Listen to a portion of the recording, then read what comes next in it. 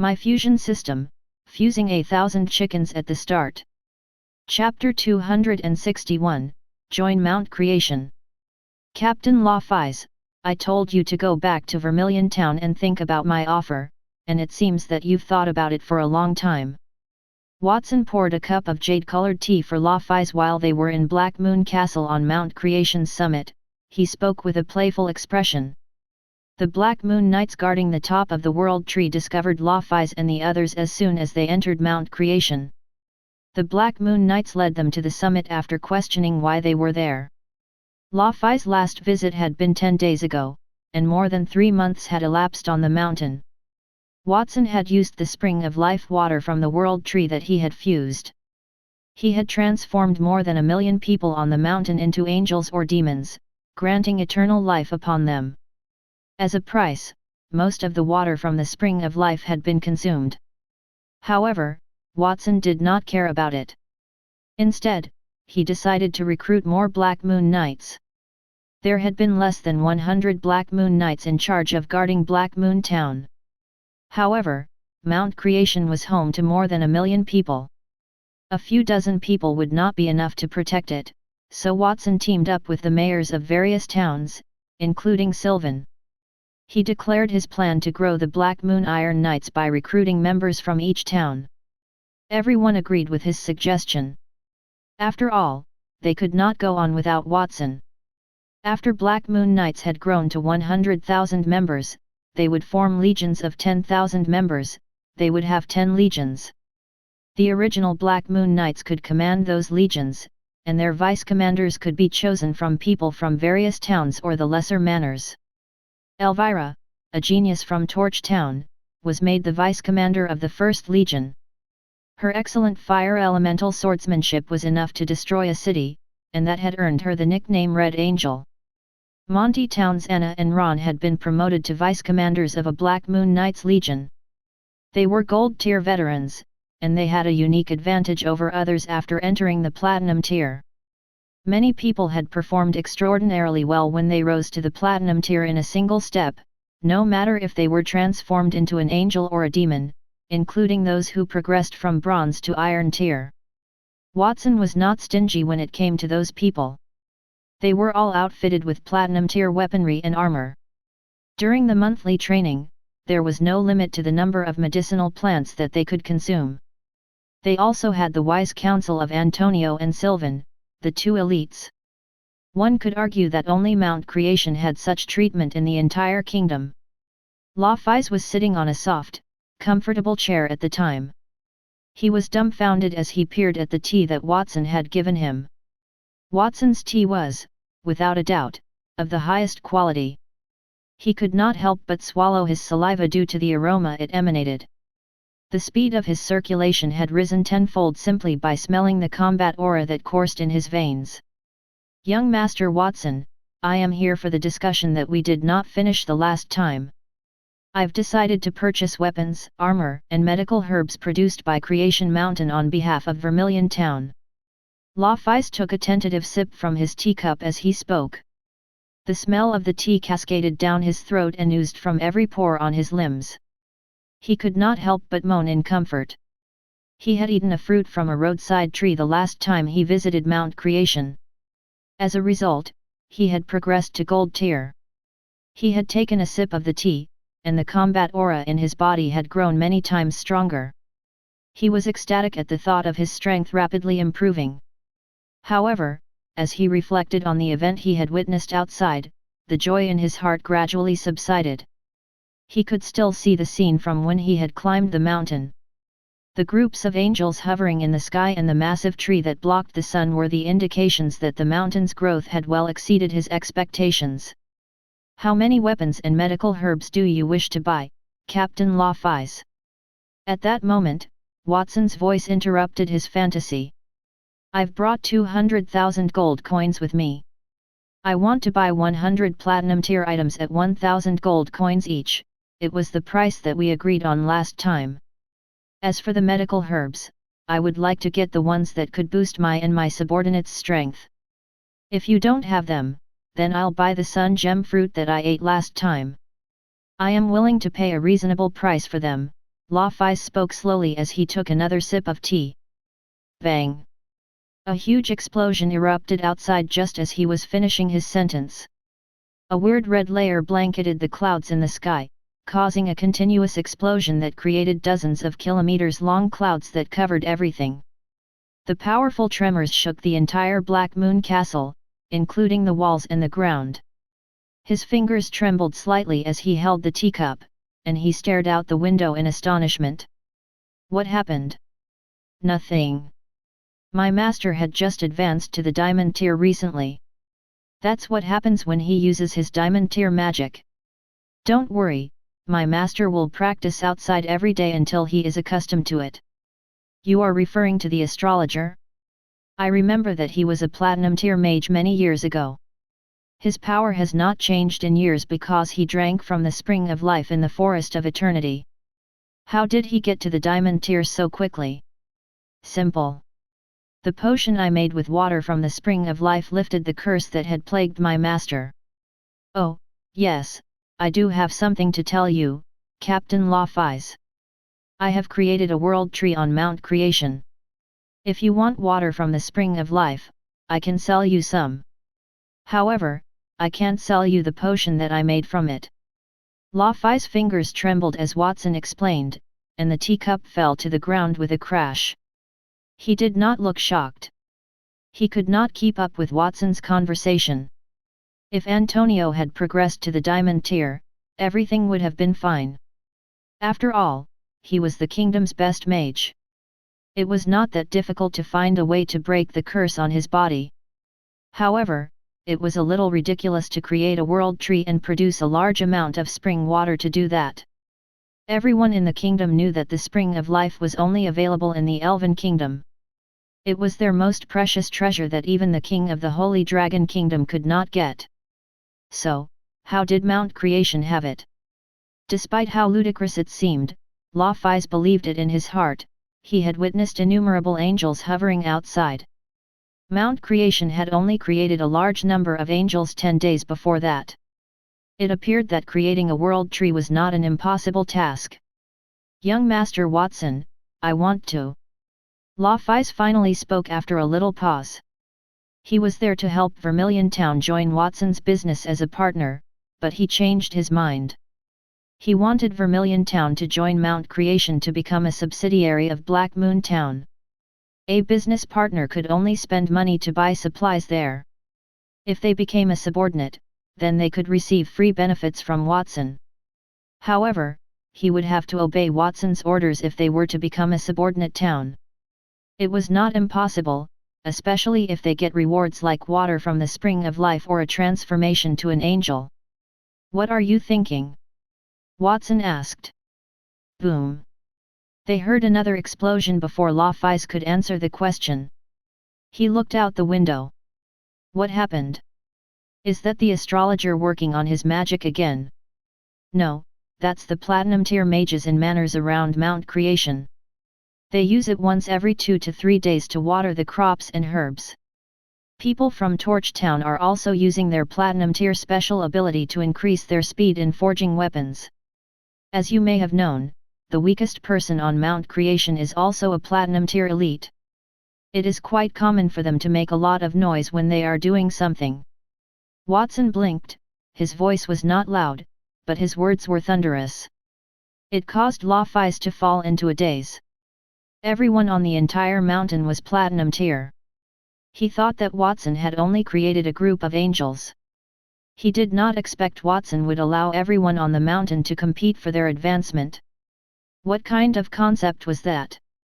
After a long while, Labyrinth finally snapped back to his senses. He swallowed his saliva and stood up abruptly from his chair. Young Master Watson, I take back what I just said. Vermilion Town no longer wants to deal with Mount Creation. We want to become a part of this place. I don't know if it's still too late to make that choice. Chapter 262, 3 Gifts. Congratulations, Captain Labyrinth, on making the right decision. It is not too late to join Mount Creation. Sign the contract, and Vermilion Town will become Mount Creation's subordinate town. You will be treated in the same manner as the other towns. Watson pulled a contract from under the table and handed it to Labyrinth. He smiled as if he had known Labyrinth would make that decision. Labyrinth took a deep breath and dipped a pen in ink from the side of the table. He wrote his name on the contract. He did not even read the contract's contents carefully because he felt it was unnecessary. Initially, he had wanted Vermilion Town to become Mount Creation's partner instead of a subordinate town. On the one hand, it was due to Adele's absence. On the other hand, he did not want Vermilion Town to be inferior to the other towns. However, once he had seen Mount Creation's power, he knew that they had outclassed Vermilion Town several times fold. If Watson allowed him to transform into an angel and acquire immortality, he was willing to be Black Moon Town's slave, let alone their subordinate town. Watson took the contract that he had signed and had a look at it. He placed it aside after ensuring that there were no problems and nodded. Very good. You can inform those people outside to return to Vermilion Town. Then, tell the locals that I will be using magic to fuse Vermilion Town with Mount Creation. I hope they won't freak out. Certainly, Honorable Master Watson. Labyrinth's address changed after signing the deal. He turned around and exited the room. The guards that went to the mountain with him were also there. They waited patiently for him with a few boxes in their hands. Those boxes contained the 200,000 gold coins that they had brought from their town. Labyrinth and Watson had a one-on-one talk. Those guards were asked to wait outside. When they saw Labyrinth walk out of the room, a few soldiers encircled him and questioned him. Captain Labyrinth, how did the discussion with Mount Creation go? Did they agree to offer us valuable items and herbs? Captain, you might not have noticed it earlier, but the sky became crimson, and an explosion blew up all the clouds. The force of the explosion nearly made me pee my trousers. At that point, a dark cloud appeared in the sky. Thunder roared as lightning flashed, yet the rain fell in one direction and continued to pour. It was as if someone was in charge of it. It was very magical. Labyrinth waved his hand in response to the guard's statements. Do not say anything else. The deal was cancelled. Let's return to Vermilion Town. Cancelled? The guards mistook Labyrinth and Watson's conversation for a failure when they heard that. Captain Labyrinth, didn't Mount Creation promise that they would sell you weapons and items? They asked, a little irritably. Why are they going back on their word now? Seriously, if we knew that this was going to happen, we would not have come. We still have 200,000 gold coins with us. Don't tell me they don't like that amount of money. It's not what you think. We didn't make a deal with them. It's not because they went back on their word, but because I chose to let Vermilion Town join them. From now on, Vermilion Town is Mount Creation's subordinate town. Labyrinth explained to them, and his reaction aggravated the guards even more. Captain Labyrinth, Mayor Adele asked you to help manage the town before she left. Is this how you manage it? One of the guards asked him. Another guard nodded worriedly. If Mayor Adele knew that you had sold the town while she was away, I wonder how furious she would get. We would also suffer with you. Everyone in Vermilion Town knew of Adele's iron fists. They were very worried about their future. Watson went out of the room with a stack of contracts as everyone was in a discussion. He glanced at the squabbling guards and then at Labyrinth, who had a dark expression on his face. He grinned and said, Captain Labyrinth, I forgot to tell you. You and your guards here will get 3 gifts from me after you've finally joined Mount Creation. As he spoke, Watson snapped his fingers, and numerous sets of platinum-colored armor and long swords plummeted from the sky, landing in front of Labyrinth and the guards. The first reward consists of platinum-tier armor and longsword. The second reward is a phoenix egg for each of you. A loud and distinct phoenix cry resounded from the skies, trailing closely after the armor and weapons. Following that, a few bright rays of light fell from the sky, transforming into round phoenix eggs that landed on the armor and burned with a holy white flame. It would shift into the shadow of a phoenix at times and then condense into an ice crystal flower at others. The third reward is a potion that can give you immortality and promote you to platinum tier. Watson curled his hand around the ring. The ground beneath his feet split apart, revealing a gleaming green liquid. Above his head, a black hole opened, and pitch-black blood flew out with some bones. The green liquid was the spring of life, which was considerably more limited than before. The blood and bones were copies extracted from Lilith's body. It was a little inhumane to utilize Lilith's blood and bone marrow because they needed to manufacture millions of blessings of the gods and demons. Watson decided to allow people to make their own wishes to reproduce Lilith's blood and bones. The items in front of him were the remnants of prior wishes. System fusion, activate. Watson merged the spring of life with the hell barrow blood in the air to create 5 gods' blessings. He pushed them toward Laphise and the others with a wind elemental spell. The diamond tier item, the gods' blessings, was a sphere that flickered with black and green lights. The 2 colors alternately flashed, emitting an enticing attraction. Laphise and the others could not stop themselves from reaching out to grab it. Watson beckoned with his hand before their hands reached the items, and a gust of wind swept the 5 beads, the phoenix eggs, and the platinum tier armor back into his hand. I was going to give these to you, but I heard someone say they did not want to join us. Perhaps I can return the contract to you, Captain Laphise? We don't like to force outsiders to join us. Do not be concerned, young Master Watson. They were only babbling nonsense. We are not afraid to ascend the mountain. Furthermore, I am now the acting mayor of Vermilion Town, Laphise said hesitantly as he gave Watson a flattering smile. If I said that Vermilion Town would join Mount Creation, then we will join you. No one has the right to object to it. If anyone dares to oppose, then I will eliminate them. Watson placed the platinum tier armor and weaponry in front of him, as well as the elixir that could turn someone into a platinum tier elite. Then, he took them back. It felt as if someone had slipped a fistful of gold into Laphise's pocket and then hastily removed it. How could he stand that? It is reassuring to hear that, Captain Laphise. Watson shoved the gift in front of Laphise again. Laphise was worried that Watson would break his word again, so he immediately ingested the blessings of the gods and demons. Then, 6 white wings protruded from his back with a thud. A shining halo appeared above his head, and a platinum tier aura surrounded him. This is fantastic. I've made it to the platinum tier, and I am now an angel. Laphise had an excited grin on his face when he looked at himself. He thought he had been dreaming when he saw the angels in the sky during their hike up the mountain. However, he had also transformed into an angel. One could say that his dream had come true. Can that potion truly transform someone into a platinum tier elite? The guards who had been hesitating could no longer do so after witnessing his captain's change. They took their rewards, one after another. Some were eager to try the platinum tier armor, while others licked the phoenix egg. Of course, the first thing they did was to ingest blessings of the gods and demons. Chapter 263, A Unified Border, 2 years later.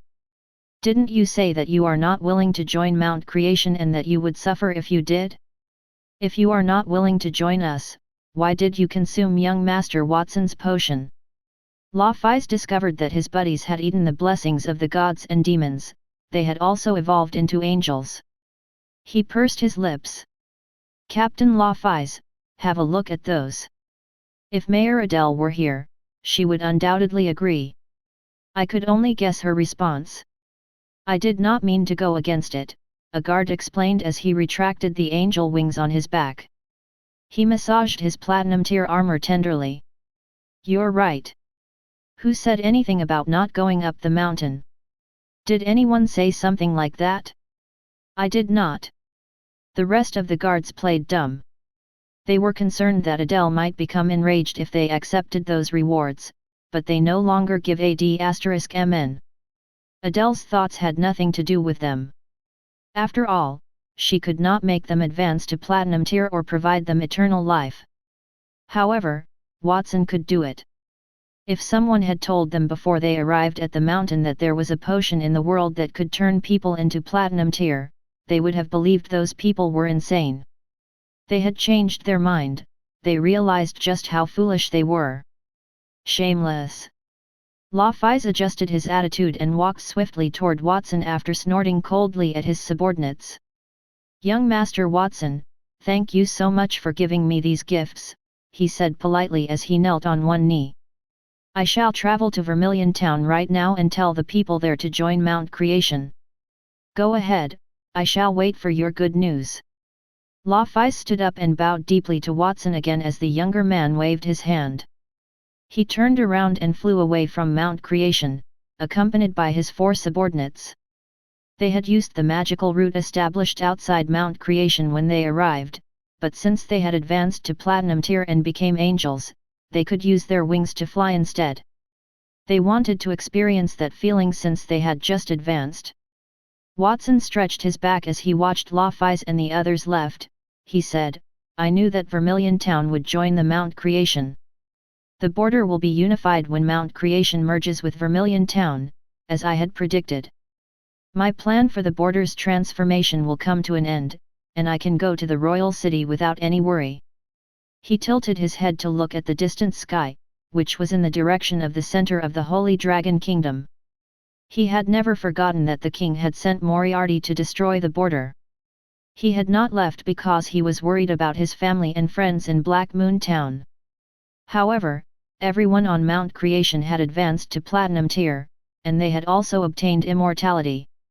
Even if the kingdom sent all their troops to attack them, they might not be able to capture them. Even if they were caught, they would not die either. He could finally be at ease. Based on the time flow on Mount Creation, I think Labyrinth will return in 2 to 3 days. I'll go back and make preparations first. Watson had predicted that, but Labyrinth had returned after only 1 day. The trip to Vermilion town to spread the word about joining Mount Creation had gone off without a hitch. Vermilion town had already been affected by Mount Creation before that. For example, a magical passage that could move on its own was that. For example, the magic passage that could automatically move was built in front of the town's gates.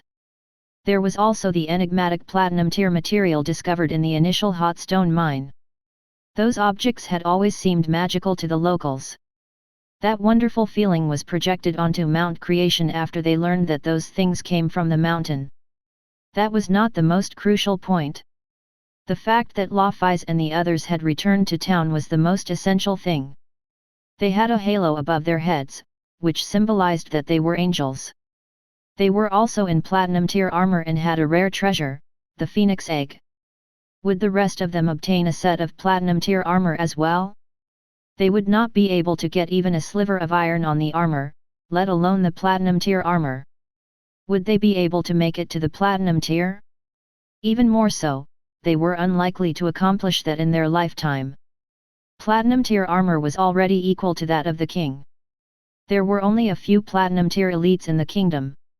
They would be able to gain something that they could not get even if they worked hard for 10 lifetimes unless they joined Mount Creation.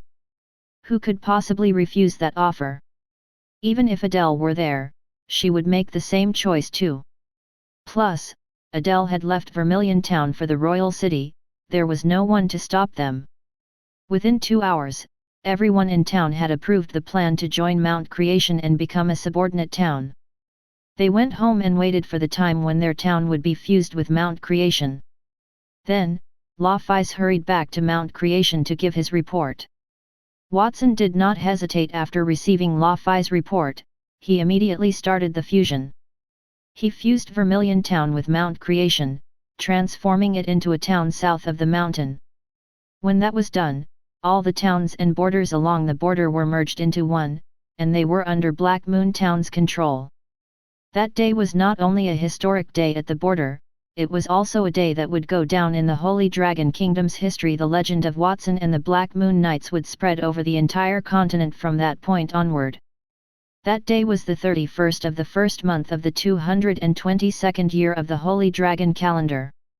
The third month of the 222nd year of the Holy Dragon calendar had come to an end. Vermilion Town had joined Mount Creation for 2 months, and Mount Creation had been in operation for nearly 2 years. Mount Creation had changed dramatically in those 2 years. First, a spiral staircase had been built around the World Tree at the summit of Mount Creation. There were numerous diamond trees on both sides of the stairs. Upon closer inspection, those diamond-like trees were revealed to be diamond-tier magical staffs with diamond branches and leaves sprouting from them. Rooms hovered in mid-air around the spiral staircase. Fruits, weapons, armor, medicinal herbs, and other goods were in them. Each room was a massive octahedron, and the goods heaped inside were all of the same kind. No one knew the height of the spiral staircase, and no one counted how many rooms were there too. Angels with massive chests swooped through the skies from time to time and came to the transparent rooms. They emptied the contents of the chests into the chambers. A group of knights in black armor flew past in the higher sky. They had 6 wings on their backs, which were similarly covered in black armor. Giant dragons galloped beneath them, lifting their heads and roaring at the sky. It has been 2 years and I have not realized it. Mount Creation has endured earth-shattering transformations. A 1.6-meter-tall youth stood on a shaded lawn beneath the World Tree. He had his hands crossed behind his head and a blade of grass in his teeth as he looked up in the sky. Yes, the resources on Mount Creation are increasing at an exponential rate every day. We couldn't even cover everyone at the border at first, but after a few months, those things had overrun the fields and streets. We didn't even have any space to put them. Then, we turned silver tier weapons to gold tier and gold tier ones into platinum tier. Even then, the resources continue to grow. Fortunately, you managed to build a spiral tower on the World Tree and stored the excess resources in the sky, which solved the problem. The voice of a mature man echoed from the youth's side. The individual had 2 little black horns on his brow. He had pointy ears, and his purple eyes shone a demonic light. It was Sylvan. He had taken the blessings of the gods and demons and transformed into a fallen elf. Sylvan's aura was 5 times greater than it had been 2 years before that. It was as though he had walked into a diamond. The attractive young man with blue eyes stood opposite him. Even though his aura was platinum tier at best, it was even more enigmatic than a diamond tier aura. It was Watson. Chapter 264, A New Journey, A New Beginning. 2 years was neither too long nor too short. Watson had a really fulfilling 2 years. His level had not improved, but his strength had increased dozens of times during the past year. That was because he had been training and learning every day for the past 2 years. First, he had to learn magic from Antonio and Sylvan. One was the most powerful mage in the kingdom, while the other was the greatest mage in the kingdom. They possessed a thorough understanding of magic. For example, they could not cast spells that took too long to cast when they faced warriors with a short attack range. When confronted with a mage with the same long attack range, they first had to identify the opponent's magical attributes. When facing one or more people, the spells they had to cast were also different. Those were all valuable battle experiences. Watson had relied on the overwhelming power of his fusion magic in battle, but things had changed. His battle style had become exquisite, and he was already a full-fledged mage. He had learned all the spells that Antonio and Sylvan had mastered, in addition to his own experiences. The spells that the two of them knew ranged from iron to platinum tier and included the 6 qualities of earth, fire, water, wind, light, and darkness. Platinum tier spells accounted for only 10% of those spells. They became diamond tier spells after Watson fused them. One could say that Watson knew more spells than Antonio, and the intensity of his spells was also greater than Sylvan's. His skills as a warrior did not suffer while he was learning magic. Every day, he would check in with Elvira, Ron, and Nightingale. Their military experiences were undeniably superior to his. His swordsmanship had also advanced swiftly under their tutelage, and he was already a platinum tier warrior. After all, the caliber of the provider was different. He had mastered swordsmanship, but it was still much inferior to magic. His master assured him that he had called an old friend in the royal city, who was supposed to be an expert swordsman. He could learn from the man if he were to go there. Winter outside of Mount Creation also lasted for 3 months. Watson decided to pack his belongings and travel to the capital. "Watson, today's magic lesson is not quite done yet. We have plenty of time to practice." Sylvan sat up on the grass and beckoned Watson with his finger. "Forget it, Lord Sylvan. Every day, I train for 24 hours. It is rare for me to take a break before leaving. I don't want to fight anymore. Plus, this place is quite close to the World Tree. It won't be good if we break the World Tree because we can't control the magic. Stop this nonsense, Watson. You and Master Antonio are leaving. I'll be the only person on the mountain for a long time. It's not easy for me to advance to Diamond Tier. It would be too lonely if I didn't have a worthy adversary. At the very least, you should spend more time with me every day for the next few days." Sylvan's eyes lit up with kindness as he gazed at Watson. Then, with his right hand extended, he said, "Absolute explosion." He used his finger to point at the air and grass on the ground and dyed them red. They were transformed into deadly bombs. They detonated, one after the other, and the airwaves from the successive explosions converged. A sweltering wind blew right at Watson. The terrible power appeared to be capable of uprooting the ground within a few kilometers. Watson had cast the absolute explosion spell on Sylvan and Antonio 2 years before that. That Diamond Tier magic had already been extensively studied by the two of them for 2 years, so it no longer drained their energy when they cast it. Their method was to cast the magic with one hand and stab their heart with the other, dropping down amid the blood splashes. The cut on his chest healed quickly, and he could stand up again. They used death to counteract the absolute explosion spell. The strength in his body would not be exhausted if he were to die. Since he had obtained immortality, the Black Moon Knights did not hold back until he had murdered his opponents throughout the training. That approach imbued all Black Moon Knights with a murderous aura that existed only after thousands of deaths. What Sylvan did then was child's play compared to the Black Moon Knights. Boom! Boom! Boom! The environment was filled with muffled sounds. When confronted with Sylvan's attack, Watson, who had matured, wore a look of helplessness on his handsome face.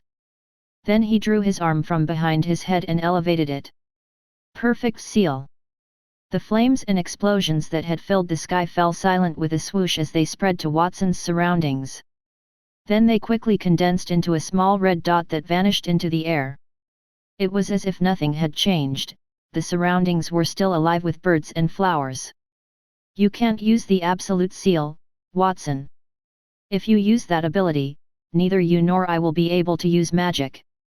It's against the rules." "Oh, well, Lord Sylvan, you may proceed." Draping the true red battle armor on your body, the destructive fire of calamity churned in your palm and condensed into brand new suns. The ringing sound was like an elegy: "Cleave the heavenly court, cast the stars. Diamond Tier fire elemental magic, Vermilion Nova Barrage." Sylvan chanted the incantation swiftly. In a single moment, dozens of bright red suns appeared in the sky with a wave of his hand. They plummeted abruptly, burning everything and scorching the air into ripples. That maneuver was an improved version of Sylvan's most potent spell in 2 years. They were significantly more powerful, whether it was due to the quantity of mimicked suns or their might. Watson was calm. Then, he read a long paragraph of runes. "Freeze the extreme cold of space and time, return to the absolute temperature of death, let the Ice Age come again. Diamond Tier spell, 9 layers of absolute zero." Watson's body was enveloped in a similar milky white fog as soon as his voice faded, shutting off space and time. It extended to the fiery red suns that Sylvan had launched. The suns immediately compressed into solid ice, like an amber-sealed bug.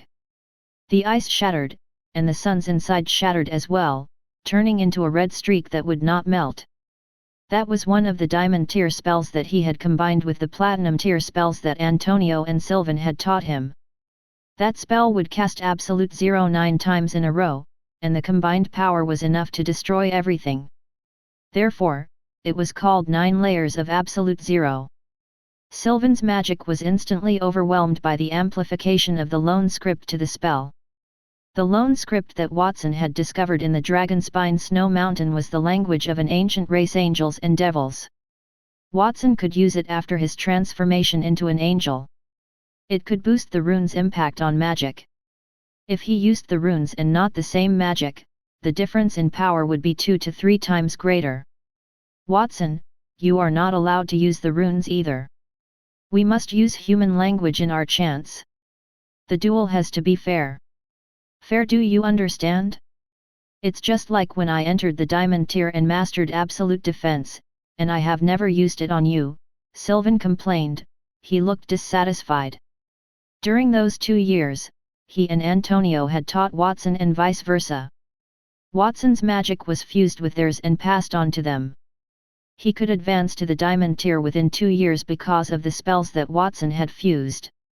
Plus, he had eaten well and accumulated a large number of magic elements as well.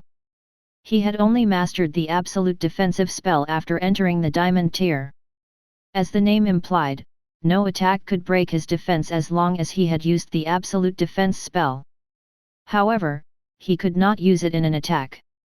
He had cast the spell on Watson for a different reason. The younger man had mastered stronger spells than he did. Watson had initially only mastered 2 spells, the Absolute Burst and the Absolute Seal.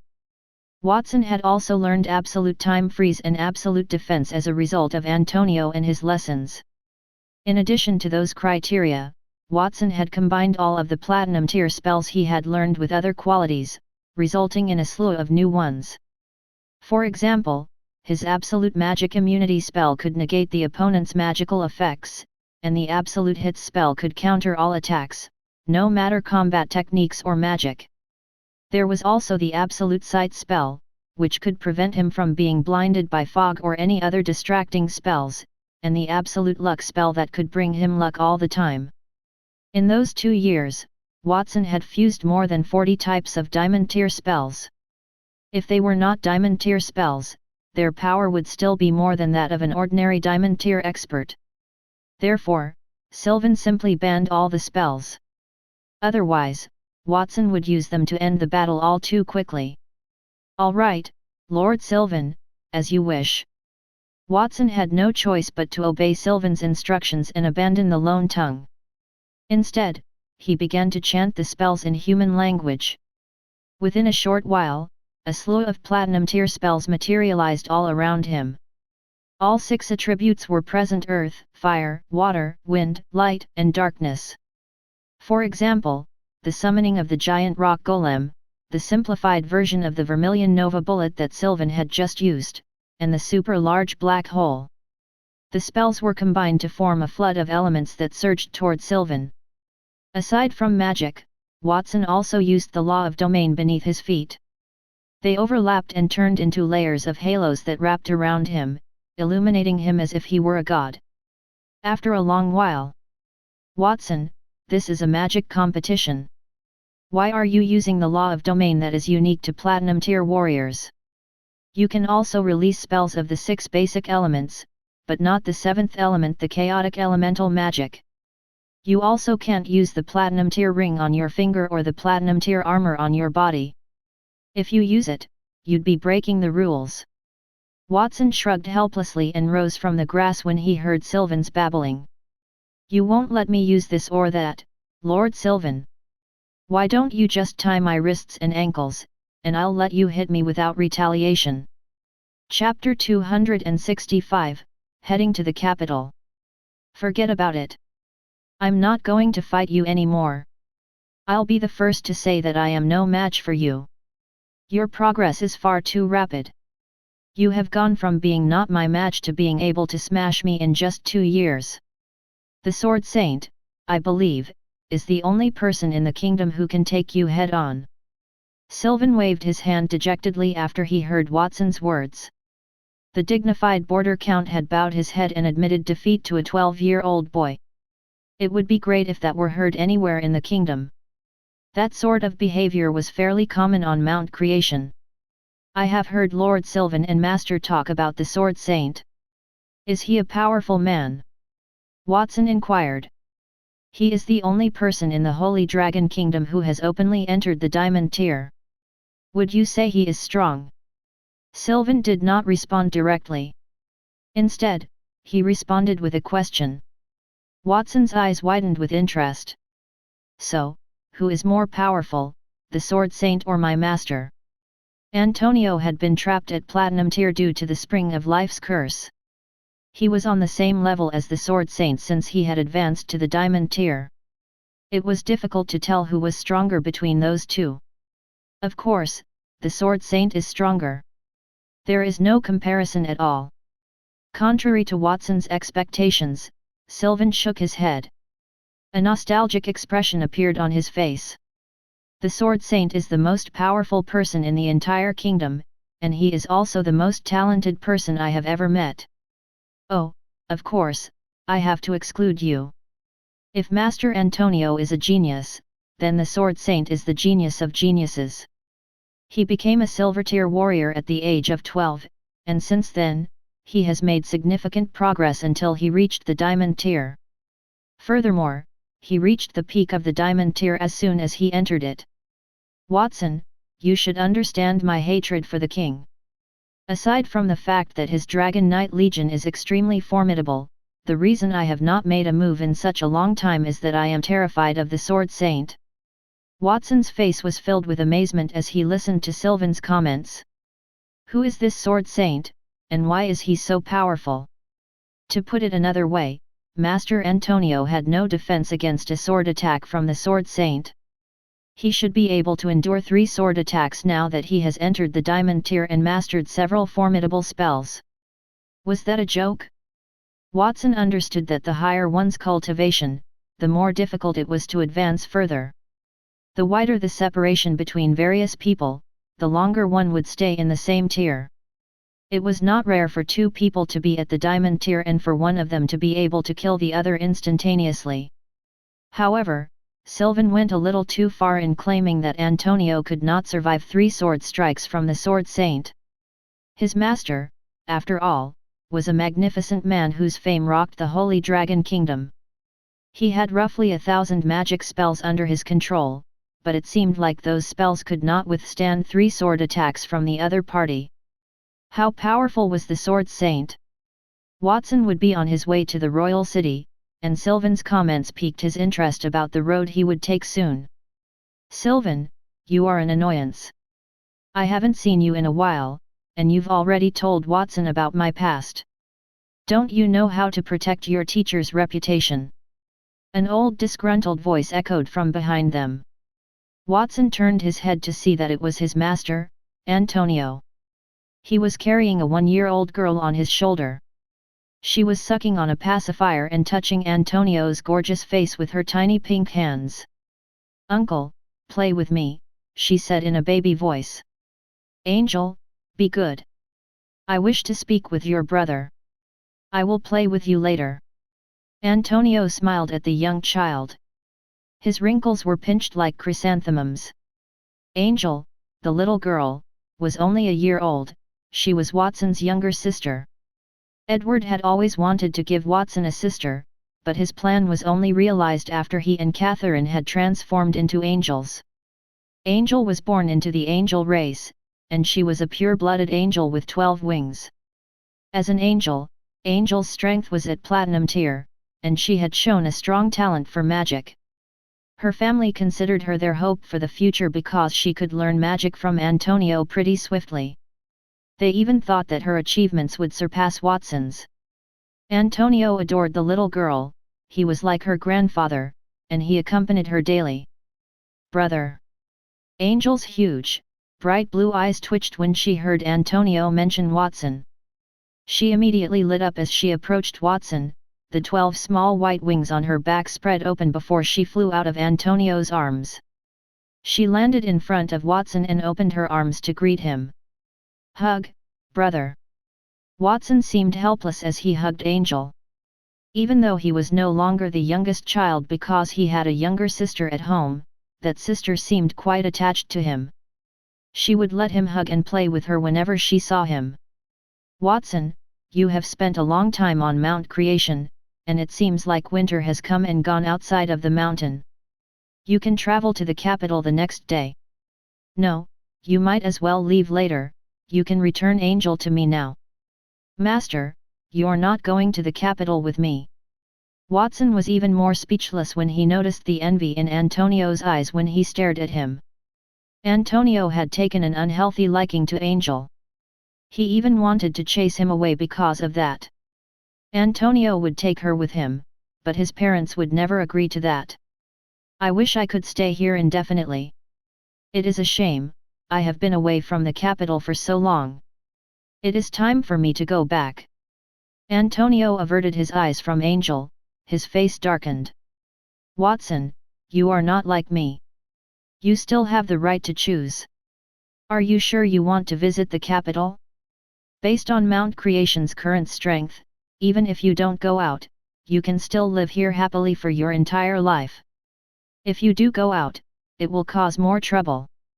The kingdom is bigger than you think, and its waters are deeper. Master, you are right. I have made my decision. Then, take one last look at this land. Say goodbye to this place, and we'll be on our way. After he said that, Antonio turned around and strolled to the top of the mountain with the Diamond World Tree staff. It was as if he wanted to go and pack his luggage. However, his figure evoked an inexplicable sense of melancholy.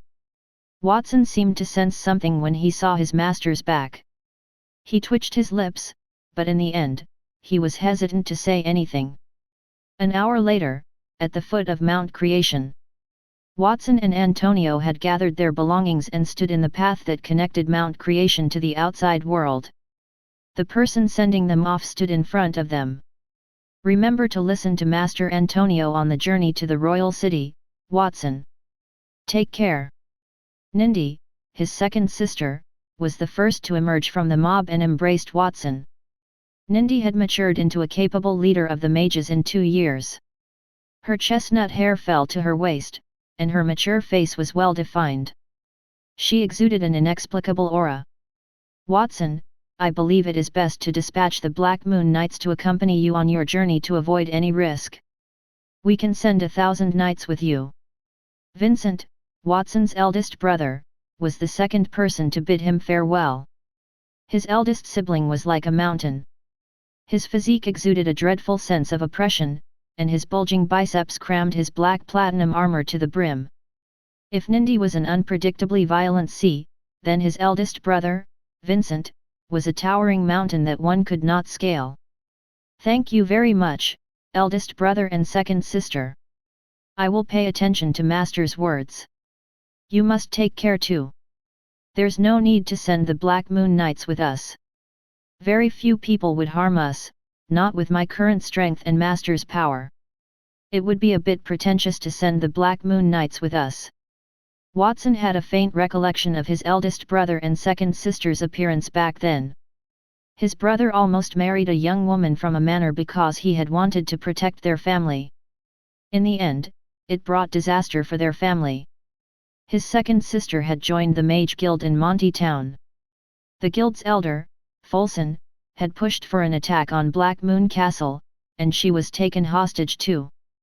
The image of his siblings gradually overlapped with their stronger selves. He was sad when he thought about that. Watson, go on your journey without any worry. Your mother and I will work harder on having more babies, and when you return, we will try to give you a few younger brothers and sisters. Watson's recollection was shattered as his father's voice echoed. It made him curse helplessly in his heart. After all those years, his father had not changed. His relatives came forward to bid him farewell. The mayors were also there, and also some of the people that Watson knew. Have a safe journey, young Master Watson. I wish you many serendipitous encounters along the way as you seek to establish your name in the kingdom. Elvira, Torch Town's heavenly daughter, walked forward and bowed at Watson. As a distant relative of the Campbells, I will be visiting them soon. We might have the opportunity to meet in the royal city. Don't worry, young Master Watson. We shall return to our families in the royal city soon. We'll find an opportunity to see you.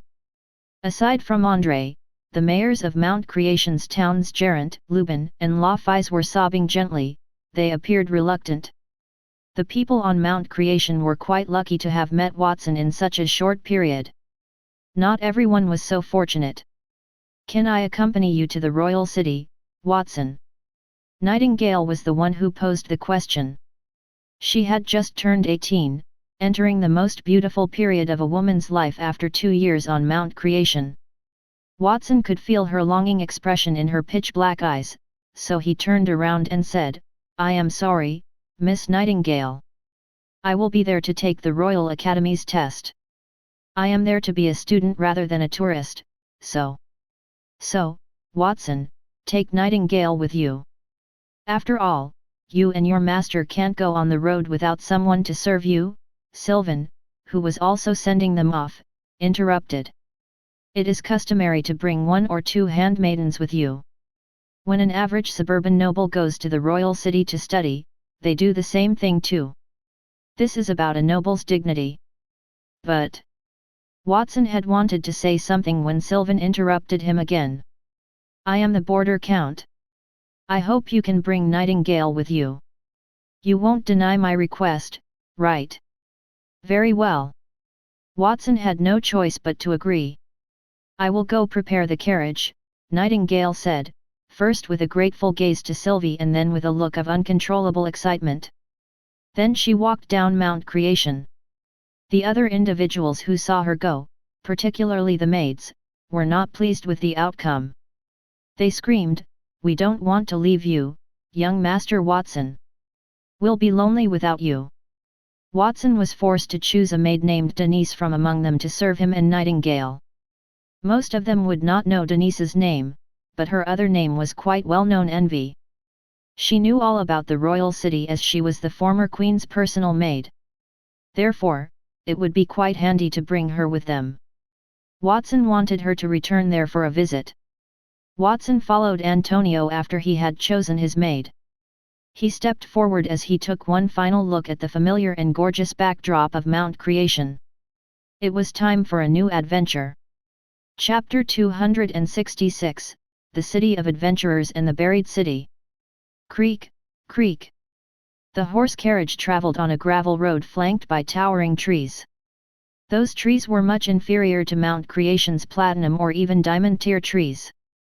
There were no magical fruits on the tree trunks that one might use to advance to the gold tier. They looked ordinary. The winter had ended. There was still some ice and snow on the ground that had not completely melted, making it difficult to walk on the roads.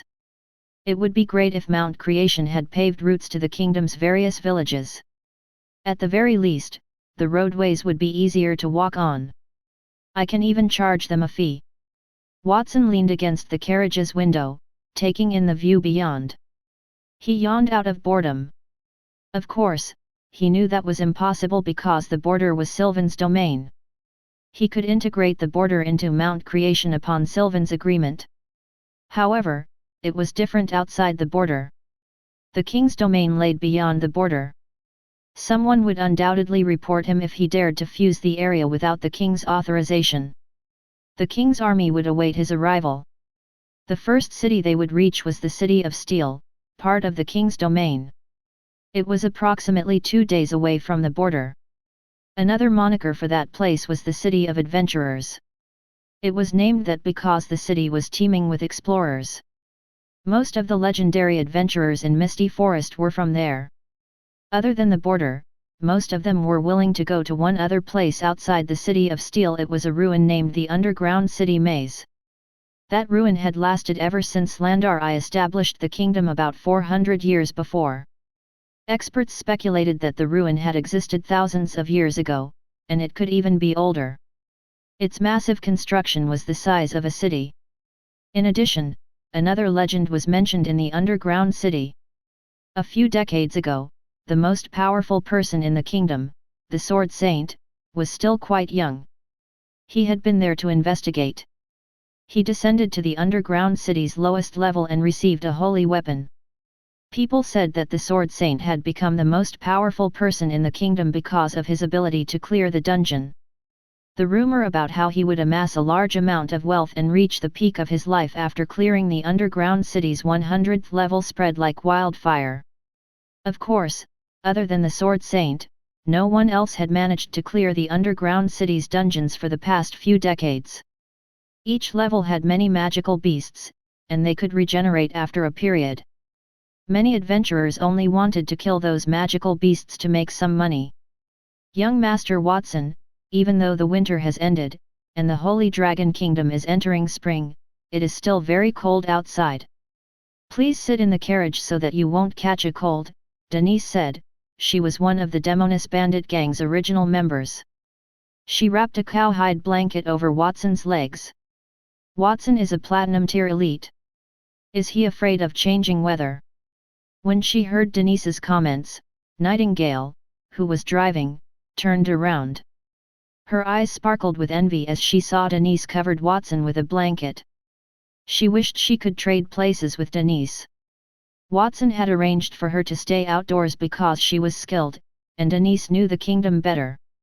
Young Master Watson may not be concerned about the weather, but as maids, we must be considerate, even if it is something that our master does not require. Furthermore, young Master Watson will not want to show off his strength. Otherwise, he would not have asked us to accompany him.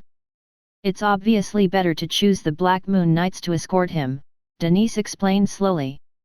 Antonio, who was also in the carriage, awoke from his slumber.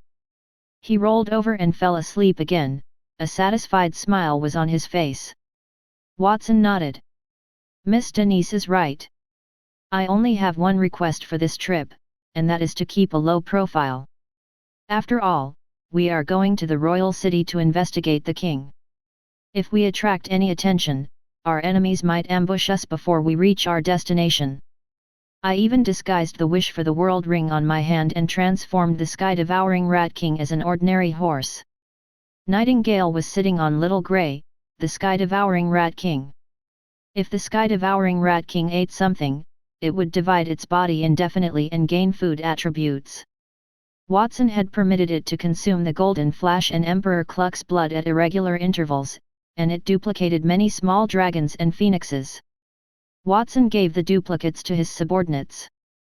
The Black Moon Knight's dragon mounts on Mount Creation were the sky-devouring Rat King's duplicates.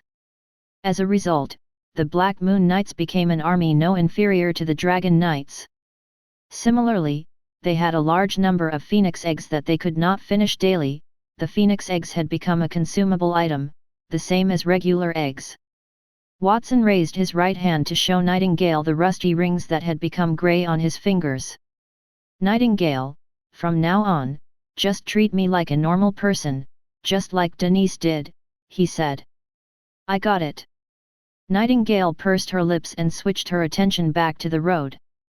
Watson wrapped a blanket around himself and feigned to be scared of the cold as he asked, Miss Denise, we've been away from the border for half a day, and we are not far from the first city we will visit. Tell me everything I need to know about the kingdom before we get to the City of Steel. Denise cleared her throat. She began to explain, the Holy Dragon Kingdom is vast and occupies the central area of the entire continent. Millions of kilometers of land are pregnant with tens of millions of people. Of course, the crops grown on those lands are not enough to eat. Every year, farmers die of hunger. A few years ago, the kingdom even had a famine, and many people died. Denise swallowed and cleared her throat. The Holy Dragon Kingdom is large and occupies the core part of the entire continent, she said. Tens of millions of people populate millions of square kilometers of land. Of course, the crops grown on those grounds are insufficient. Every year, farmers perish as a result of starvation. A few years ago, the kingdom experienced a famine, and many people died. Denise's voice was soft when she said that.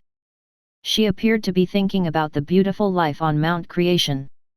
Everyone had enough to eat, but there were also much too many resources to go around. They were obliged to congregate in the skies. It was far superior to the other areas in the kingdom. First, let me explain the kingdom's structure. The royal family rules the realm, with the king wields the most power. The Holy See assists him. So the Holy Dragon Kingdom is a constitutional monarchy with divine authority. Watson asked. Divine authority? Denise did not quite understand the two nouns that Watson had said, but she could roughly understand what Watson meant, so she nodded. Of course, young Master Watson is right. The king does not have complete sovereignty over the Holy Dragon Kingdom. The Holy See, who believes in gods, holds at least half the power. They used to worship the primordial demoness and the demon cult. Then, they start to believe in the God of light who created the universe. The Holy See's priests wield the power of faith. That is a separate power from magic and combat aura.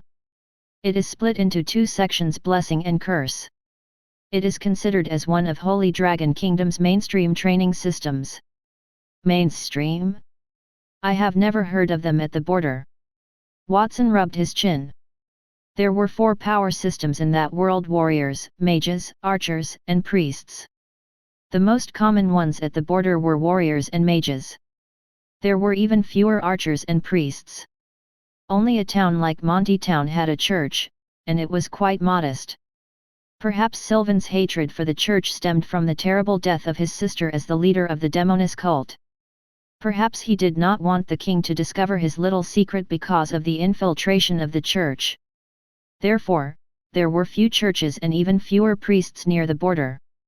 Watson nodded at Denise after a brief moment of thought, indicating for her to continue. The entire carriage rocked, prompting Watson to mutter, "What happened?" He took a glance out the window. The trees outside the window had vanished, replaced by a massive basin. Many ancient weathered buildings stood in the basin, and it was impossible to tell them apart. "Run, run!"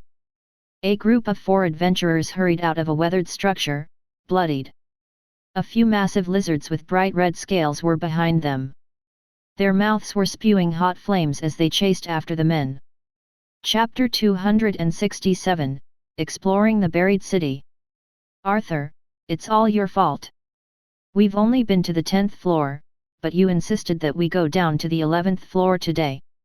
The monster on the 11th floor is a silver-tear flame lizard.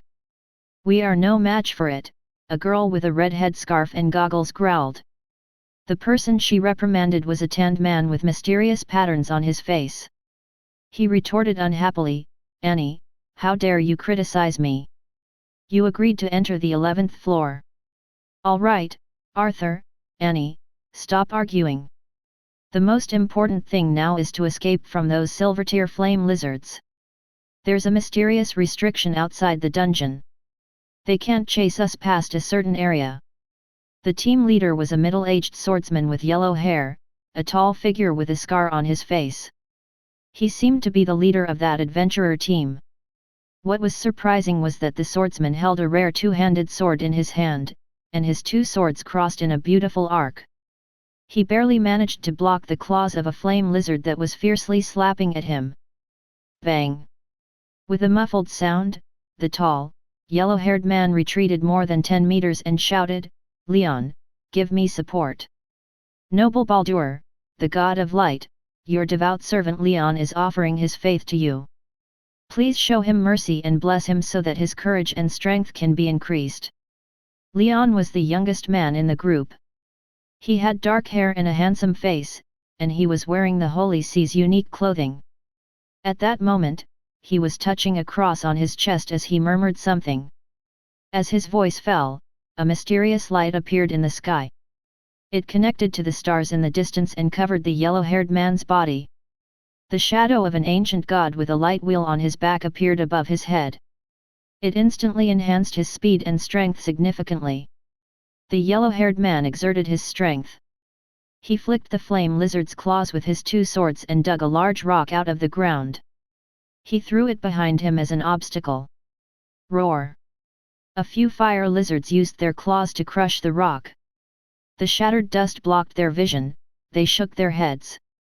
When they looked up again, the adventurers had already left the mysterious building. However, the fire lizards were unwilling to give up. After they circled for a while, they entered a massive hole under the ancient building. Phew, we've finally escaped. We almost died. It seems that we should not have explored down there. We should have just stayed at the 10th level. After they escaped, the young girl, Annie, sat down on the ground. She took off the goggles on her face and panted heavily. It was all thanks to Captain Clyde. If it were not for the captain blocking the giant flame lizard's advancement toward us, we would have been in trouble. The muscular man, Arthur, whose face had patterns on it, also sat down. You should really thank Leon. That devout priest gave me God's blessing at the critical moment. Otherwise, I wouldn't have been able to stop a silver-tier magical beast. Clyde was holding onto his two swords. He shook his head and looked at Leon, who stood at the end of the group. The young priest just bowed modestly in response to his flattery. In any case, the captain and the priest were of great use just now. The most useless person was Arthur. He couldn't help at all and almost got us killed. The young girl, Annie, pouted. When she said that, Arthur immediately became angry. He retorted, Annie, what are you saying? Did you do anything during our escape just now? What right do you have to criticize me? I'm a girl. As a man, don't you feel useless comparing yourself to me? Do you want to fight? Clyde frowned and wanted to say something as he saw Annie and Arthur were about to start a fight. However, at that very moment, a young voice echoed from somewhere nearby. Excuse me. We're traveling from the border. We want to go to the City of Steel to do business. Is it convenient to ask you to lead the way? The adventurers raised their heads and saw a carriage had stopped in front of them. It looked simple, pulled by an ordinary black horse. However, the driver did not look like an average person. It was a beautiful woman with black shoulder-length hair and deep eyes. Her face was as delicate as a sculpture, and her figure was even more voluptuous. Arthur and Annie subconsciously ceased their argument when they noticed the person driving the carriage. Arthur's eyes were a little blank as he glanced at the lovely woman in the carriage.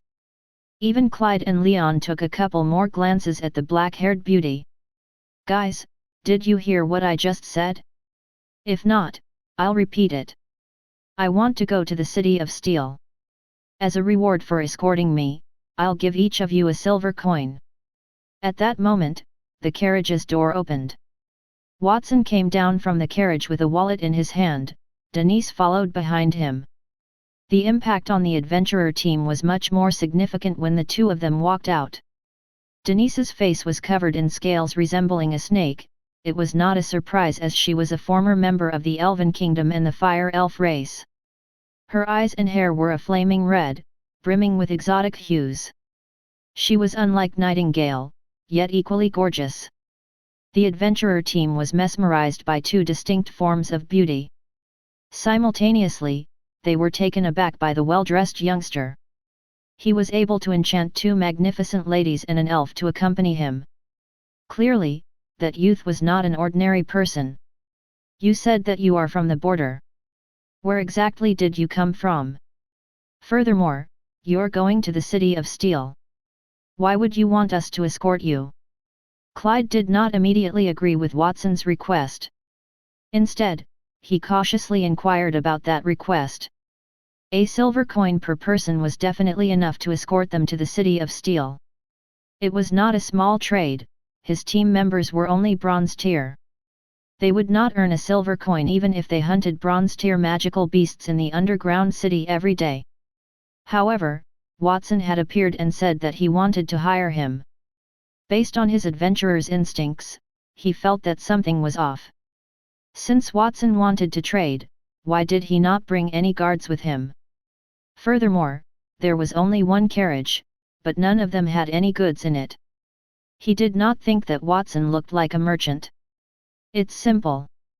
I was just passing by and saw that you escaped from the jaws of a silver-tier monster. Your skills are not bad, so I wanted to hire you. If you are not willing, just pretend that I did not say anything." After Watson said that, he put the money pouch back into his pocket, turned around, and was about to leave. "Wait a minute, who said that we're not taking that job?" "Captain Clyde, we entered the 11th floor rashly, and Silvertier magical beasts have chased us for the whole day. So, we didn't even get any materials that we're supposed to get. If we don't take this job, we'll be in trouble for a long time." The young girl, Annie, tugged on Clyde's arm as he gave her a look. "Yes, Captain. We're only escorting them to the City of Steel." "There's no danger there," Arthur said, and even Leon nodded. Clyde's face changed when his team members urged him. After a long hesitation, he finally made up his mind. He said, "Very well, we'll take the job. 1 silver coin each. Pay half first, and pay the other half when we get there." "Deal." Watson smiled. He took out 2 silver coins from his pouch and handed them to Clyde. Then, he looked around before he asked casually, "Oh, right. I heard that the City of Steel is also known as the City of Adventurers and that the adventurers are fond of the underground city. The magical beast that chased after you came from there, right? I'm a little interested in that ruin. I wonder if you can take me to explore it." Chapter 268, The Labyrinth's Metamorphosis. Watson's decision to hire Clyde and the others was quite straightforward. On the one hand, they were strangers who would very certainly face scrutiny if they entered the City of Steel. If they followed the city's residents, they would have a far lesser chance of being discovered. Plus, they could explore the underground city too. He could enter the underground city by himself, but he was not familiar with the terrain, so he might fall into a trap. He would have to use his strength to get out, and that would attract too much attention. It was better to familiarize himself with Clyde and the others first. Once he was confident enough, he would go there again by himself. When confronted with Watson's suggestion, the few adventurers there displayed apprehension. They had just recently emerged from the buried city. What would happen if they returned at that time and encountered that bunch of deadly magical animals once more? The adventurers looked hesitant when they heard Watson's request. They had just left the buried city. What would happen if they were to encounter that group of terrifying magical beasts again? "Don't worry. I'll just go and take a look. I won't go too deep underground. As a reward for bringing me down there, I'll give you an additional gold coin as a reward. How about that?" Watson took out a gold coin. The adventurers' eyes were a little dazed when they saw the gold coin that was equivalent to half a month of their regular income. "Okay, I can take you. However, we can only go to the 10th level. We won't go anywhere beyond there. Furthermore, you have to listen to our instructions while we're there," said Clyde. He had wanted to refuse the job, but Watson had given him too much. Furthermore, it would not be too dangerous to get to the 10th floor. "Thank you. I'm Watson. May I know your name?" "I'm Clyde." After they greeted each other, Watson ordered Denise to stay. He looked at the carriage and at Antonio, who had not gone down. He and Nightingale followed the adventurers to the underground city in the basin. The basin was not a large area, but it was still several times bigger than they had imagined. The crisscrossed stone sculptures were like a maze, and there were many deep gaps under the stone sculptures. They did not know where those gaps would lead to. "It's a wise choice for you to choose the Blood Rose Adventurer team to be your guide. We are the best bronze tier team in the City of Steel. No one knows the buried city better than us. People said that its dungeon was a mysterious ruin from tens of thousands of years ago, but no one could investigate its history." The young girl, Annie, expressed with confidence as she walked next to Watson. Perhaps it was because she had received money, but her saliva was flying everywhere when she spoke. "Is that so? That's really impressive." Watson smiled politely and stared at the ancient buildings in front of him. A piece of information automatically entered his eyes. "Diamond Tier Special Ruin, the Underground Maze. The building itself was a product of the lone civilization from 10,000 years ago. However, after it was occupied by underground people thousands of years ago, it had been completely transformed. Ability: there are 100 floors in the underground city. There are different monsters with varying strength levels on each floor. They get stronger the deeper you go. Furthermore, the monsters will respawn every once in a while. Additional abilities: moving labyrinth: the labyrinth moves all the time. The structure of the labyrinth will change from time to time, including the number of levels, monster territory. The monsters in the labyrinth can move freely between the levels and can leave the labyrinth, but they can't go too far away, and they will not move easily. Random treasure: there are treasure chests that appear from time to time in the buried city, each will have different types of treasure. One can obtain the most remarkable treasure after clearing 100 levels. As he read the information, Watson knew that the building was only related to the ancient ruins from tens of thousands of years ago. The dungeon's mechanism caught his attention. There was a random treasure chest in it. The people who built the structures in the ruin must not have wanted outsiders to enter the buildings. They must have set up many traps to kill the intruders. However, the dungeons were different. It seemed like those adventurers were lured down there by the promise of treasure chests. While Watson was thinking, the two adventurers, Clyde and Leon, were exploring every ancient building while Arthur ran toward Nightingale to ingratiate himself with her. "Beautiful lady, the dungeon is perilous. Look for me if you encounter any danger, I'll protect you. I'm the strongest person in the entire team, well, apart from the captain. I'm a bronze tier warrior," Arthur said as he fiddled with his pose. He showed off his muscles, which made Nightingale speechless. Nightingale was a platinum tier elite. When a mere bronze tier warrior flaunted his strength in front of her, she felt like she saw an ant boasting its power in front of an elephant. Unfortunately, Watson had told her to keep a low profile. She could only endure it. "Arthur, don't act so silly in front of our guests. If you frighten them and they stop doing business with us, will you compensate us for the loss?" Annie saw Nightingale's displeasure. She pulled Arthur's ear to take him away. "If you have time, why don't you help the captain to study the entrances to find the best one for us to use? I've found a suitable place." Clyde stopped in front of a building and observed it for more than 10 minutes.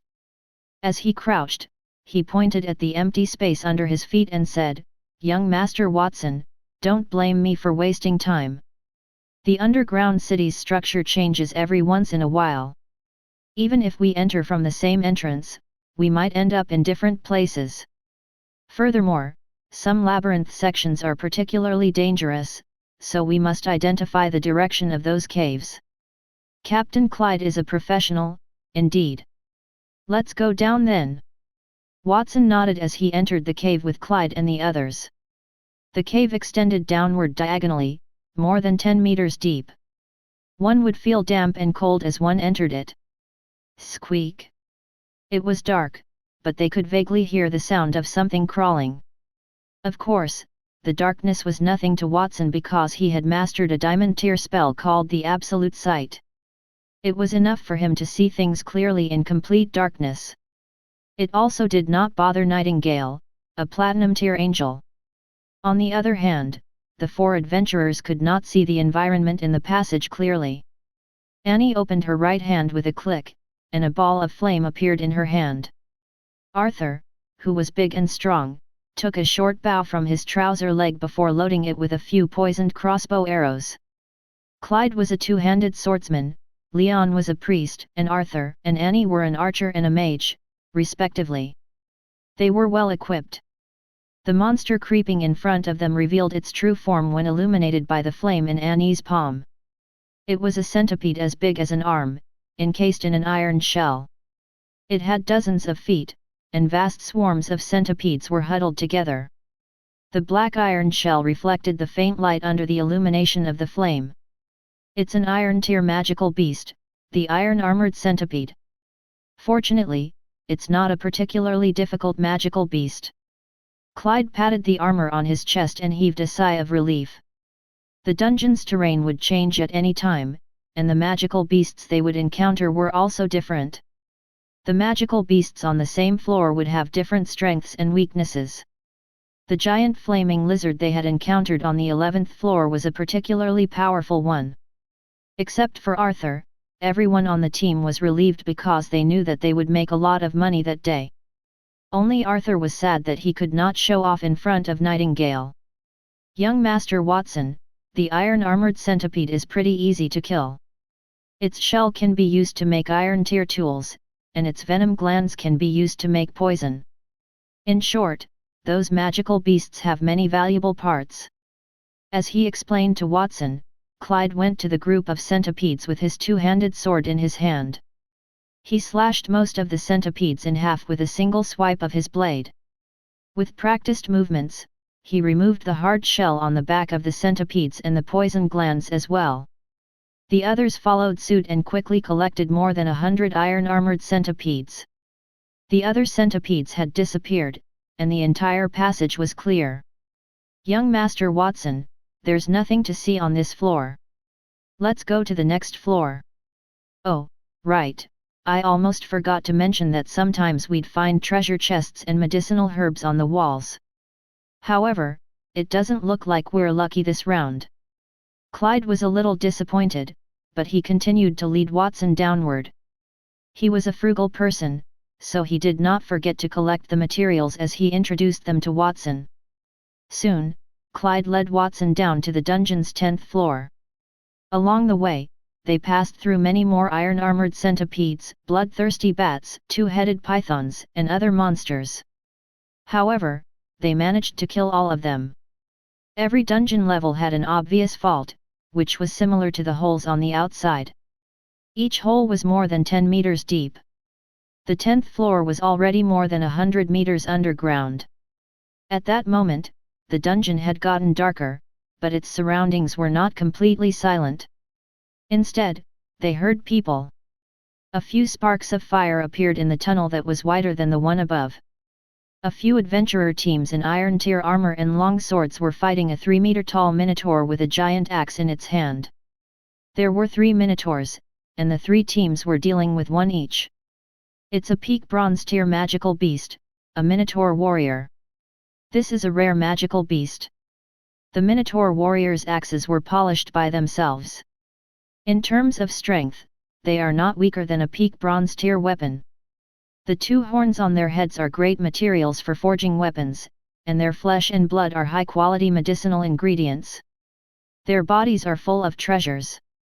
Clyde's eyes lit up when he saw those beasts, but they dimmed as quickly as well. What a pity! All the magical beasts on this floor have been taken. Young Master Watson, let's go back. Watson looked around him and nodded.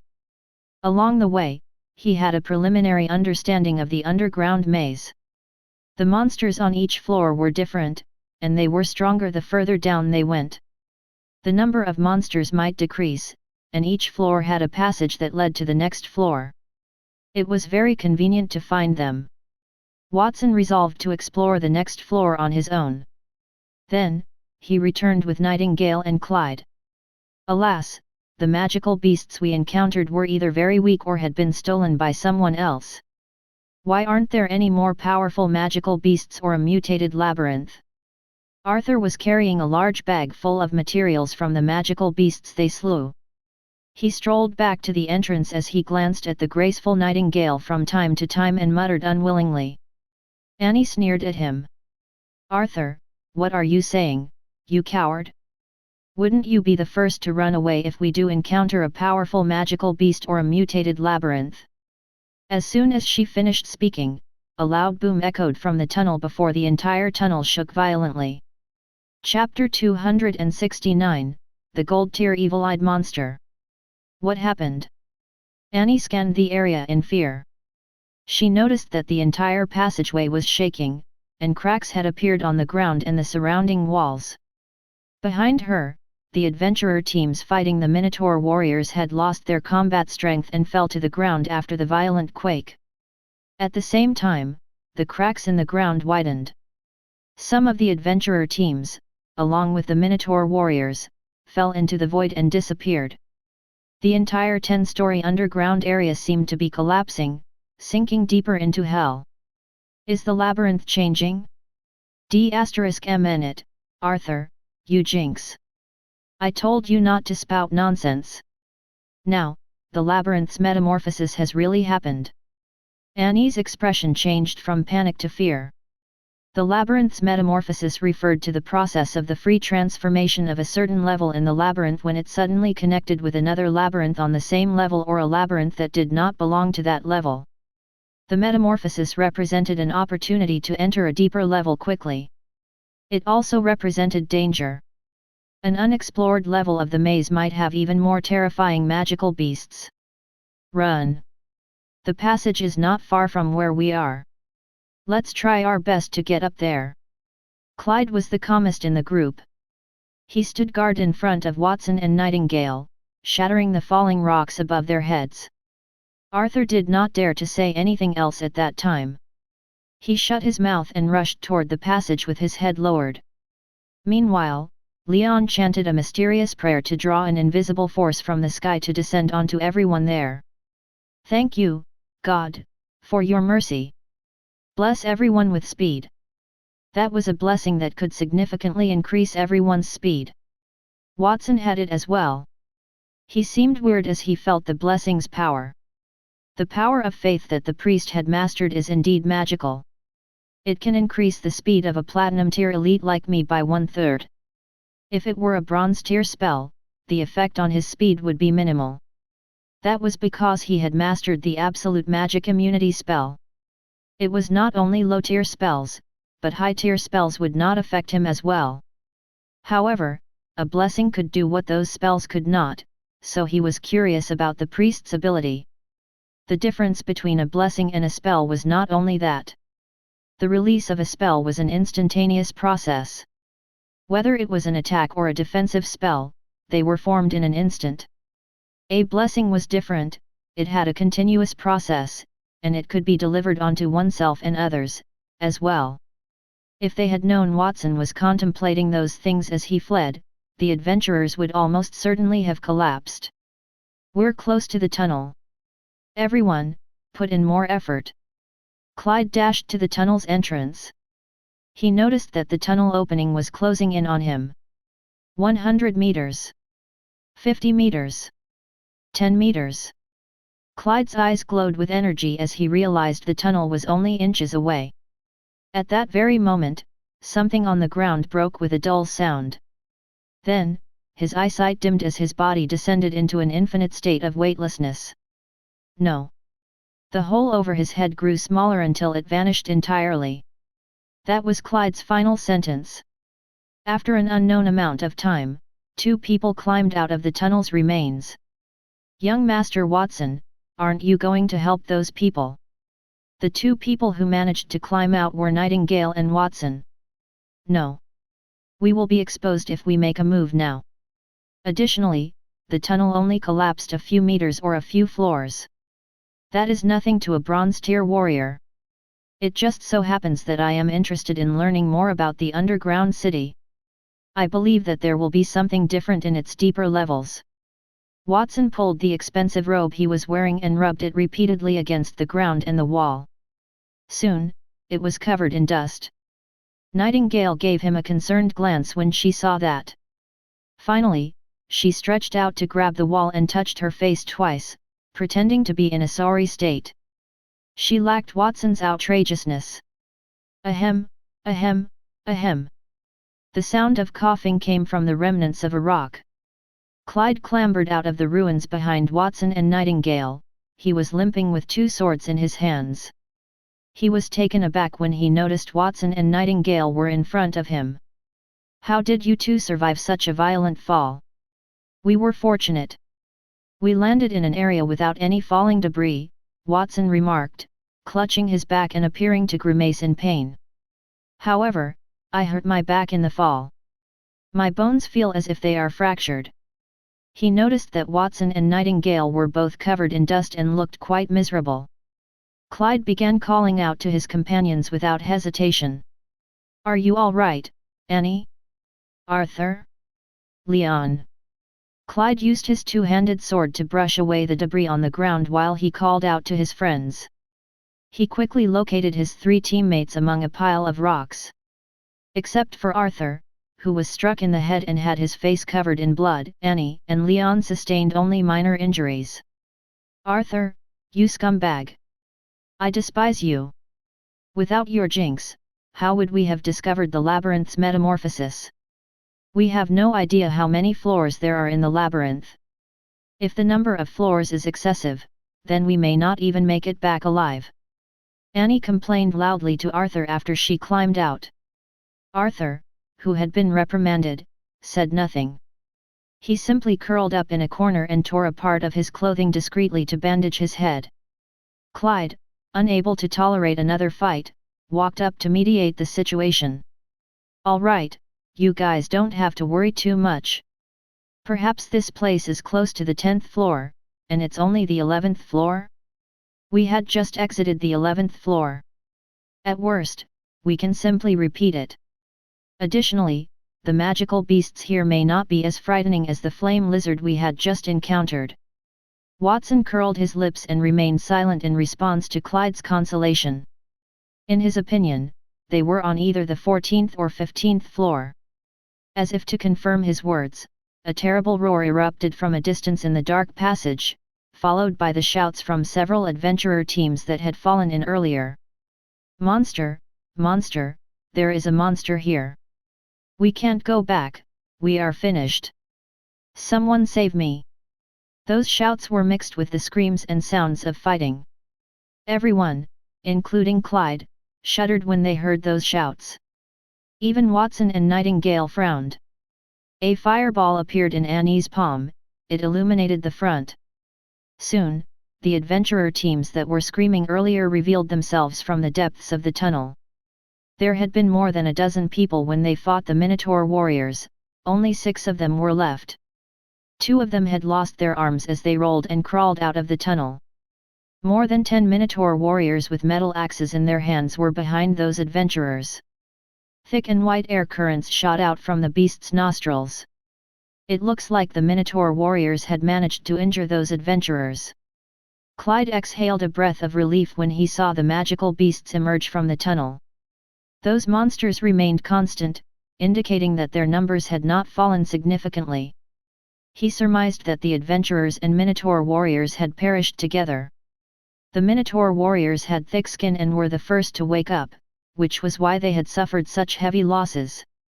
Of course, even though the Minotaur warriors were bronze-tier magical beasts, fighting one would require numerous warriors of the same level. However, he had been worried because he did not know where they were. It seemed like his odds of survival had improved.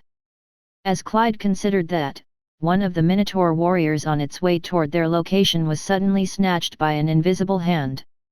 There was a sound before the enormous head had vanished. Then, they heard something chewing in mid-air. "What is that?" Clyde's face stiffened, and he paled. He stared blankly at the tunnel in the air. With the help of the flames in Annie's hand, he could vaguely see eyes that did not have the white part above the tunnel. Then, he noticed the mouths with sharp teeth. They rubbed against one another as though poised to eat someone. In Clyde's memory, there was only one type of magical beast with many eyes. That was something he had overheard while drinking with another powerful adventurer in the City of Steel. The mighty explorer said that he saw a scary and repulsive magical beast while he explored the underground city.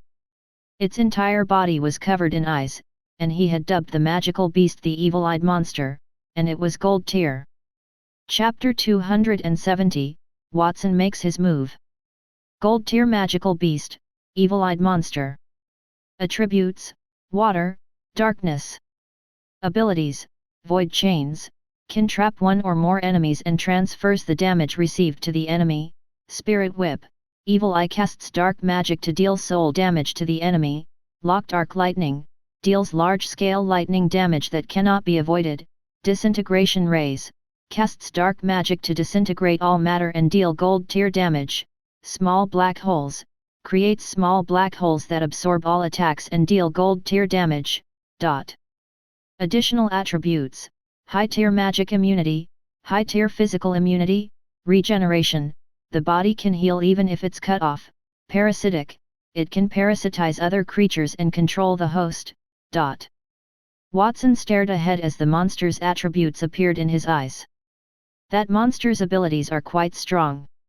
It's considered one of the best, even among gold-tier beasts.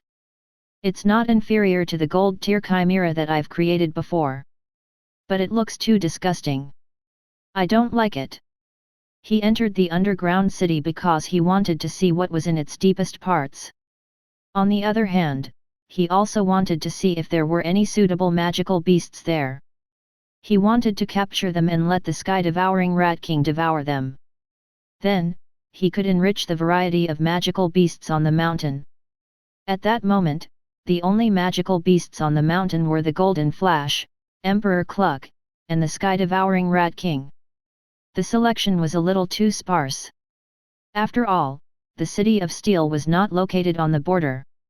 Since he could not fuse with the underground city, he was forced to use that method. Of course, he was not considering the large-eyed monster in front of him. While he was thinking, the evil-eyed monster in the tunnel launched another attack. Large eyes began to fall, one after the other. A thin layer of black eyelids covered the eyes, and the backs of the eyes were connected via a tiny nerve. The nerve wound danced through the air, wrapping around the neck of an adventurer team member who was attempting to flee. The slick sensation caused the adventurer team member to scream, but he soon lost his ability to do that too. Blood streamed down his body as a result of the long, thin nerve twisted around his neck. The adventurer team member was hanging in the air. The death of an adventurer team member made the others, who were trying to escape, even crazier. Unfortunately, even if they used all their limbs, they were not as fast as the evil-eyed monsters. An eyeball fell on the head of another adventurer team member. However, the evil-eyed monster did not strangle him to death. Instead, it used the huge mouth that grew around the eyeball to bite the adventurer's head off. Additionally, the black-gray eye was shooting streaks of pitch-black light as it flew through the air. It was a gold-tier dark attribute spell disintegrating light. Everything that came into contact with the light, whether rocks or human bodies, would disintegrate into minute fragments. A blindingly bright light struck another adventurer, and fissures developed throughout his body. He strained to extend his right hand, but his body broke into dust before he could even cry out in fear. 4 of the 6 adventurers were immediately slaughtered, leaving only 2 bloodied survivors. They struggled to crawl ahead of Clyde and the others. They cried out for help. "Save us! Pa!" Without waiting for Clyde's response, Arthur, who had been hiding behind them, rushed forward and kicked his teammates' hands away. "What are you doing, Arthur?" Clyde regained his composure and screamed aggressively. "Captain, those 2 people are seriously injured. Even if we get them out, they might not survive it. Why don't we leave them here and use them as bait? We still have a chance to escape." Arthur swallowed his saliva, turning his head away from the 2 desperate adventurers in front of him. The reluctance in his eyes quickly turned into determination. At the same time, he turned around to look at Watson and Nightingale. "It's not only them, we also have these 2 foreigners who paid us to enter the dungeon. If they did not insist on entering the dungeon, we wouldn't have encountered the Labyrinth's metamorphosis. I suggest we keep them here as well." His idea was very simple. The more people they could use as bait, the greater their chances of survival. "Using us as bait? Is that what you all think?" Watson looked amused and stopped Nightingale, who was about to say something. Even though Nightingale did not say anything, she saw that Arthur's expression got colder. It was as if she was looking at a dead person. The magical beast in front of her was only gold tier. She did not even need young Master Watson to deal with it. She was not angry when the magical beasts had killed other people because she was an emotionless killer. However, she was mad with Arthur's attitude. She had wanted to save that group of people, but she had changed her mind. "Arthur, I'm really disappointed in you." Clyde shook his head at Arthur. He raised the two long swords in his hands and blocked Watson. As an adventurer, the most important thing is credibility. If you betray your employer for profit, what's the difference between that and selling your soul? If you want to escape, then run. I'll stay here and fight until the last moment. Those were Clyde's words. There was something he did not say. Where could he run? The evil eye monster's coverage encompassed the entire section. It was better to fight the monster, their chances of survival were higher. I support the captain's decision, Arthur. You were the one who said that it would be great if there were a change in the maze. Now that there is a change in the labyrinth, you're blaming others instead. Are you a man? Annie also stood beside Clyde. She raised her palm. The flame that had been used for illumination had turned into the size of a human head. Bursts of orange sparks burst from it, it looked very lethal. Leon did not say anything. He dragged two injured adventurers to the side and began to pray to cast God's blessing to alleviate their pain. The two adventurers' expressions got a little calmer as they recovered from their fear and sadness. They expressed their gratitude loudly. We are members of the Holy Sword Adventurer team in the City of Steel.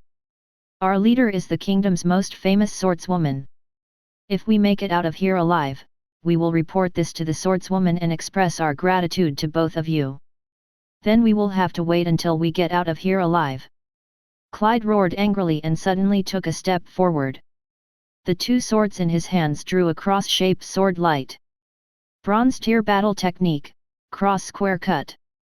The cross-shaped sword light was covered with a thick layer of wind attribute combat aura. It had turned into a powerful whirlwind and swept past the passage more than 10 meters in front of him.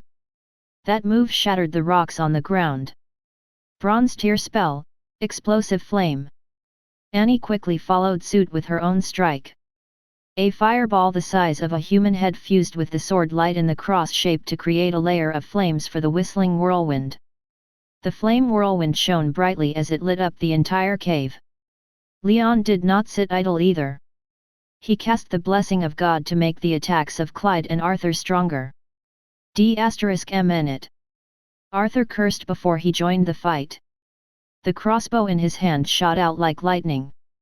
The eyeball of the evil-eyed monster, which was gathering toward Clyde and was about to cast a spell, was forced to shrink back.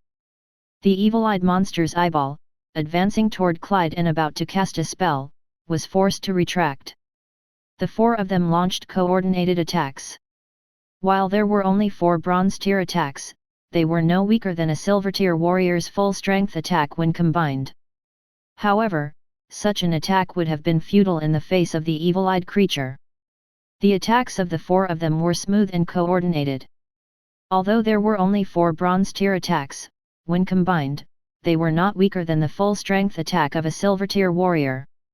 However, such an attack was useless in front of the evil-eyed monster. The evil-eyed monster's dark grey eyeball glowed with purple light. 4 purple chains flew out and landed like lightning on Clyde and his other 3 members. A flaming tornado swept past the evil-eyed monster's body. The evil-eyed monster remained unharmed. On the contrary, it was the 4 of them. Their bodies seemed to have been set ablaze for a long time. They were charred black and flew backward. D*****. Are we going to die here today? Clyde's mouth erupted with green smoke as he laid weakly on the ground. His eyes were brimming with despair. Even someone as courageous as him felt sad. Their united strike collided with the evil-eyed monster's body and was deflected. They failed to inflict even a single wound. They had no idea how they would fight that battle. It was not just him. Arthur, Annie, Leon, and even the 2 adventurers trembling on the side were ashen. Only the smooth sound of the evil eye monster's eyeballs moving could be heard throughout the corridor, bringing the shadow of doom to everyone. Sigh. I had not wanted to make a move. A tender voice resounded across the tunnel just as everyone thought they were dead. Then, they witnessed the teenager, who had hired them, take a weak step forward and said 3 words to the evil-eyed monster ensconced on the wall. Get down now. The next scene shocked them. The evil-eyed monster that could completely crush them trembled and let out a terrified scream. Its body continued to shrink until it became a head-sized human eyeball with tentacles around it. It landed in front of Watson. Then, Watson stepped forward and crushed the eyeball.